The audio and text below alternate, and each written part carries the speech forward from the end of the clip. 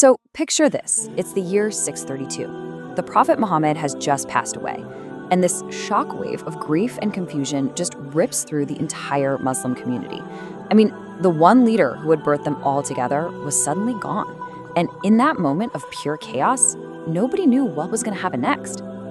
You have to imagine the scene in Medina. People were stunned.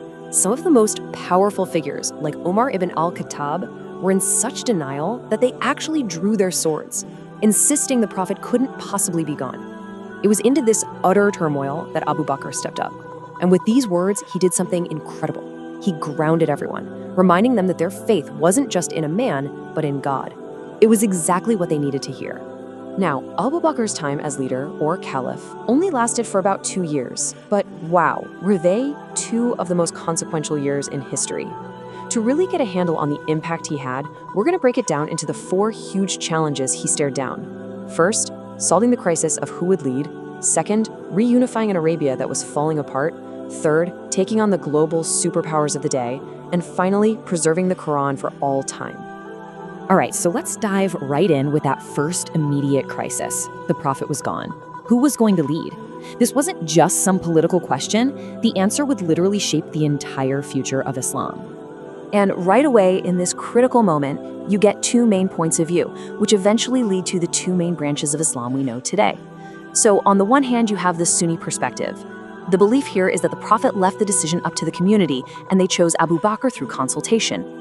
On the other hand, you have the Shia perspective, which holds that the Prophet had already named his cousin and son-in-law, Ali, to be his successor. This fundamental disagreement is really where that major split in Islam begins. So the companions in Medina met, and the consensus landed on Abu Bakr, the Prophet's closest friend. He became the first caliph, which means successor. But here's the thing that's truly incredible. His leadership wasn't about grabbing power. It was about principle. In this amazing display of humility, he insisted that his salary should be no more than what a common laborer earned. I mean, that one move set an unbelievable standard for what Islamic leadership was supposed to look like. Okay, so just as one fire is put out, another one erupts. As soon as the news of the Prophet's death spread, a whole bunch of tribes across Arabia basically said, you know what? Our deal was with him, and he's gone. This kicked off what are known as the Ridda Wars, or the Wars of Apostasy. And this right here, this shows you just how dire the situation was. The state that had just unified almost the entire peninsula basically shrunk overnight to just its 2 core cities, Mecca and Medina. Look at that. A staggering 85% of the territory was in open rebellion. The whole thing was on the very brink of collapse. And here's the thing. It wasn't just one problem. It was a perfect storm of threats, all hitting at the exact same time. Any single one of them could have completely wiped out the new caliphate. First up, you've got the zakat refusers, tribes that decided the mandatory Islamic tax was more of a political payment they didn't have to make anymore. Then, at the same time, you have these charismatic leaders popping up claiming to be prophets themselves, which was a direct attack on the core of the faith. And sort of hanging over all of this, the Roman Empire watching from the north, just waiting for a sign of weakness to pounce. So with chaos everywhere, what does Abu Bakr do? Something pretty audacious, actually. He doesn't just play defense. He divides his forces into 11 different armies and, in this brilliant strategic move, sends them all out at the same time, all across the peninsula, to tackle every single threat at once. So these armies went after the key rebel leaders. Some were defeated and later pardoned, even rejoining the community. But the biggest challenge by far came from a man named Musaylamah. He had a massive following, and the Muslims gave him the nickname the Arch Liar for his false claims of being a prophet. And just look at this chart to see what they were up against. The final winner-take-all showdown was the Battle of Yamama. The Muslim army, led by the military genius Khalid ibn Walid, had about 13,000 soldiers. Musaylamah had 40,000. They were outnumbered more than 3 to 1. Literally everything was on the line in this one battle. So after an incredibly tough campaign that brought Arabia back together, the caliphate made a huge strategic pivot. With things secure at home, Abu Bakr turned his gaze outward toward the 2 giants that had dominated the world for centuries, the Roman and Persian empires. Abu Bakr sent Khalid ibn Walid to the Persian front in modern-day Iraq. And what happened next was just a stunning lightning campaign. As you can see from this timeline, in just a matter of months, Khalid's tiny force ran circles around massive Persian armies, winning battle after battle and conquering huge swaths of territory.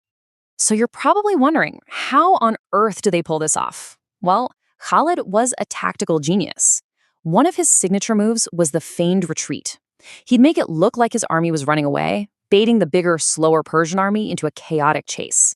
And then, bam, he'd have hidden cavalry units just smash into their exposed sides. It was revolutionary, using speed and deception to beat pure brute force. This advance was so fast, so successful, that it completely freaked out the old guard. It was so alarming, in fact, that it led to something that had never happened before. For the first time in 700 years, the two ancient enemies, the Romans and the Persians, did the unthinkable. They teamed up, forming an alliance to fight this new threat coming out of the desert. But for all the stunning victories on the battlefield, what might be Abu Bakr's greatest, most lasting achievement wasn't about conquering land at all. It was about saving the very soul of the faith from being lost. 700. That number, it's just devastating. That's the estimated number of Hufaz, the companions who had memorized the entire Quran, who were killed in that one bloody battle at Yamama. This was way more than a military loss. It was a crisis of memory. The living libraries of the faith were literally dying. And it was Omar ibn al-Khattab who saw the terrifying risk here. Sure, the Quran was written down on scattered fragments, bits of parchment, stone, palm leaves, but the complete, perfect version was held in the hearts of these men. With so many of them gone, he realized the community faced a terrible possibility that the full revelation could be lost forever. But when Omar came to him with this idea, let's put the Quran into one single book, Abu Bakr was like, whoa, hold on.